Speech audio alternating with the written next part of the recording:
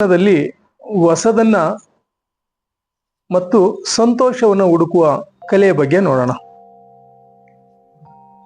ಕೆಲಸಗಳನ್ನ ಪೂರೈಸ್ತೀರಿ, ನಂತರ ಸ್ವಲ್ಪ ಅನ್ಕೊಂಡಿರೋದು ಆಯ್ತು ಅಂದ್ರೆ ಸಮಾಧಾನ, ಆಗಿಲ್ಲ ಅಂದ್ರೆ ದುಃಖ.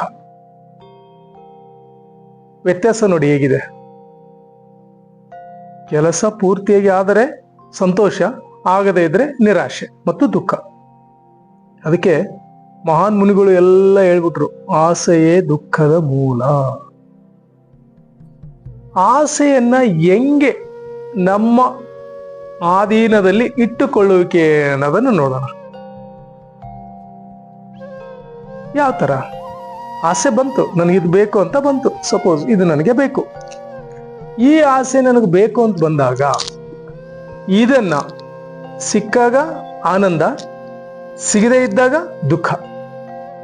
ಅಂದ್ರೆ ಇದನ್ನ ಸಮಾನಗೊಳಿಸೋದು.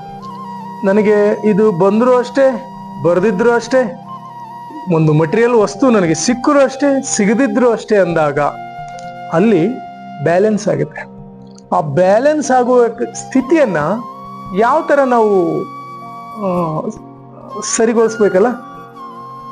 ಏನಾದ್ರೂ ಓಕೆ, ಸೋ ವಾಟ್, ಏನಪ್ಪ ಈಗ ಅನ್ನೋ ಸ್ಥಿತಿ ನಿರ್ಮಾಣ ಆಗ್ಬೇಕಂದ್ರೆ ಏನ್ ಮಾಡ್ಬೇಕು?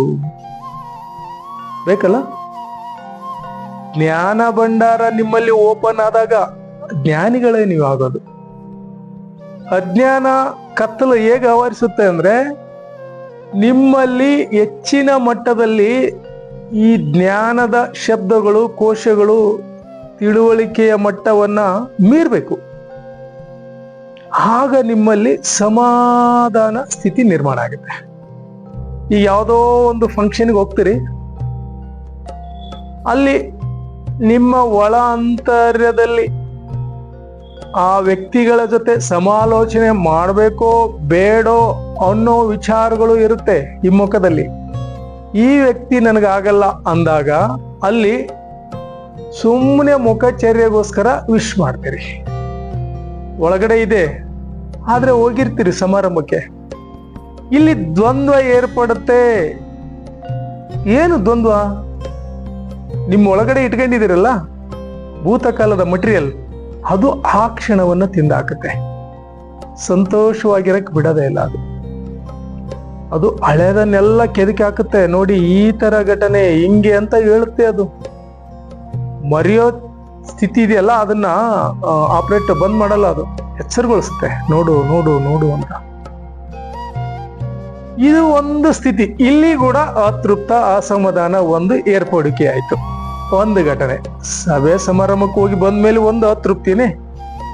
ಯಾರೋ ದಿಢೀರ್ ನಿಮ್ಗೆ ಕಂಡಾಗೆಲ್ಲ ನಮಸ್ತೆ ನಮಸ್ತೆ ಹೇಳುವಂತವ್ರು ಈಗ ಹೇಳ್ತಾ ಇಲ್ಲ ಅಂದಾಗ ಅದು ಒಂದು ನೋವಿನ ವಿಚಾರ. ಅಂದ್ರೆ ಬೇರೆಯವರು ನಿನಗೆ ನಮಸ್ಕಾರ ಹೇಳಿದಾಗ ಸಂತೋಷ.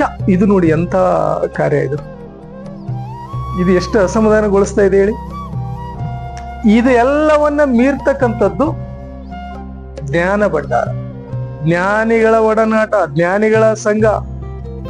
ಹೇಗಪ್ಪ ಅದು ಅಂದ್ರೆ ಚಿಂತನೆಗೊಳಪಡ್ಬೇಕು. ಒಳ ಮನಸ್ಸು ಏನ್ ಚಿಂತನೆ? ಜ್ಞಾನದ ಚಿಂತನೆ. ಯಾವ ತರ ಜ್ಞಾನ? ನನ್ನಲ್ಲಿ ನಾನು ಇದೀನೋ ಇಲ್ಲೋ ಅಂತ ನೋಡ್ಕೊಳ್ಳಿ ಫಸ್ಟ್. ಎಲ್ಲರಿಗೂ ಅನ್ವಯವಾಗುವಂತ ಸಬ್ಜೆಕ್ಟ್ ಇದು. ನನ್ನಲ್ಲಿ ನಾನು ಯಾವ ತರ? ಈಗ ನಾನು ಶಾಂತವಾಗಿ ನಿಶ್ಚಿಂತನಾಗಿದ್ದೀನೋ ಇಲ್ಲೋ ಗೊತ್ತಾಗುತ್ತೆ ಆಗ್ಲೇ ಒಳ ಮನಸ್ಸಿಗೆ. Oh yes, I am happy or unhappy feel ಆಗುತ್ತೆ. ಅನ್ಹ್ಯಾಪಿ ಅಂದ್ರೆ ಸೊ ಸಮಥಿಂಗ್ ದೇರ್, ಏನೋ ಮಟೀರಿಯಲ್ ಸ್ಟಿಕ್ಕಿನ ಒತ್ತಡಗಳು ಒಳಗಡೆ ಕೂತಿದೆ ಅಂತ ಅರ್ಥ. ಸೊ ಹ್ಯಾಪಿ ಫೀಲ್, ನಾನು ಅನ್ಕೊಂಡಿರೋದು ಸಿಕ್ಕಿದೆ, ನಾನು ಲಿಮಿಟ್ ಅಲ್ಲಿ ಏನು ತೊಂದರೆ ಇತ್ತೋ ಅದೆಲ್ಲ ಬಗೆಹರಿದಿದೆ. ಸೊ ದಟ್ಸ್ ಫೀಲ್ ಗುಡ್, ಅಷ್ಟೇ ಸಮಾಧಾನ.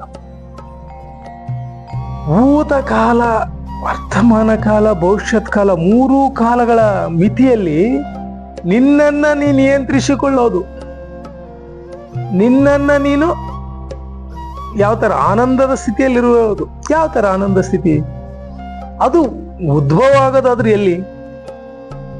ನೀವು ಎಲ್ಲಾ ಮಟೀರಿಯಲ್ಗಳ ಸ್ಥಿತಿ ಸಿಕ್ಕಾಗ ಆನಂದ, ಸ್ವಲ್ಪ ಕ್ಷಣ ಮುಗಿದ ಮೇಲೆ ಹೋಯ್ತು. ಕೆಲವೊಬ್ರು ಮದುವೆ ಆದ ತಕ್ಷಣ ಆನಂದ, ಆಮೇಲೆ ಹೋಯ್ತು.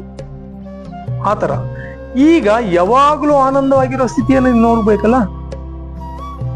ಈ ಸಂಸಾರದಲ್ಲಿ ಇದ್ಕೊಂಡು ಸದ್ಗತಿ ಸನ್ಮಾರ್ಗ ಹೋಗೋ ಸ್ಥಿತಿ ಇದೆಯಲ್ಲ, ಅದು ಎಲ್ಲಿ ಸಿಗುತ್ತೆ ಅಂದ್ರೆ, ನೀವು 1000 ಜಪ ಮಾಡಿದಾಗ, ಜಪಮಾಲೆ ತಗೊಂಡು ಆ ಒಂದು ಏಕಾಗ್ರತೆಯಿಂದ ಮಂತ್ರ ಜಪ ಮಾಡಿದಾಗ, ಒಂದನೇದು.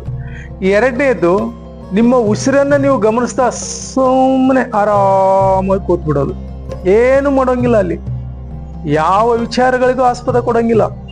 ಆಲೋಚನೆಗಳು ಬಂದ್ರೆ ಉಸಿರಾಟದ ಕಡೆ ಗಮನ ಕೊಡೋದು, ಅದು ಒಂದು ಸ್ಥಿತಿ, ಎರಡನೇ ಸ್ಥಿತಿ.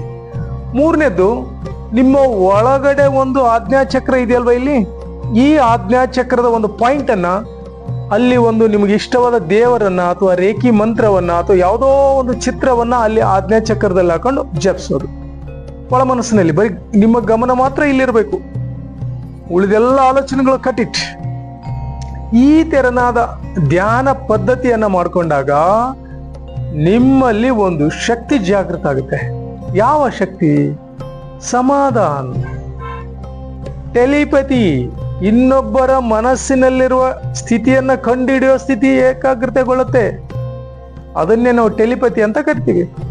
ಅದು ಒಂದ್ಸರಿ ಜಾಗೃತ ಆದ್ರೆ ಇನ್ನೊಬ್ರು ಮಾತಾಡೋದ್ ಬೇಕಿಲ್ಲ, ಸುಮ್ಮನೆ ಅವ್ರು ನೋಡಿದ್ರೆ ಸಾಕು, ಅವ್ರು ಏನಿದೆ ವಿಚಾರಗಳು ನಿಮಗೆ ಬಂದಾಗ್ಬಿಡುತ್ತೆ, ಗೊತ್ತೇ ಬಿಡುತ್ತೆ, ಬಂದ್ಬಿಡುತ್ತೆ ಅಲ್ಲಿ. ಇಂಥ ಒಂದು ಸ್ಥಿತಿಗಳನ್ನ, ಇವೆಲ್ಲವನ್ನ ರೂಢಿಸಿಕೊಳ್ಳೋದು ನಿಮ್ಮಗಳ ಆಯ್ಕೆ. ಧ್ಯಾನ ಪದ್ಧತಿ, ಮಂತ್ರ ಥೆರಪಿ ಮತ್ತು ಆಜ್ಞಾಚಕ್ರದಲ್ಲಿ ಒಂದು ಗಮನಿಸುವಿಕೆಯನ್ನು ಧ್ಯಾನಗೊಳಿಸುವಿಕೆ, ಇದೆಲ್ಲವನ್ನ ನೀವು ಕಲಿತಾಗ ಅಥವಾ ನಿಮ್ಮ ಕುಟುಂಬದಲ್ಲಿ ಮಕ್ಕಳಿಗೆ ಇದನ್ನು ಕಲಿಸಿದಾಗ ನಿಮ್ಮಲ್ಲಿ ಒಂದು ಪರಿಪೂರ್ಣತೆಯ ಜ್ಞಾನ ಭಂಡಾರ ಓಪನ್ ಆಗುತ್ತೆ. ಈ ವಿಷಯವನ್ನ ನಿಮ್ಮ ಹತ್ತಿರದ ಎಲ್ಲ ವಾಟ್ಸಪ್ ಗ್ರೂಪ್ಗಳು ಮತ್ತು ಯೂಟ್ಯೂಬು, ಇನ್ಸ್ಟಾಗ್ರಾಮ್ಗಳಿಗೆ ಶೇರ್ ಮಾಡಿ. ಈ ಜ್ಞಾನ ಭಂಡಾರವನ್ನ ಮನೆ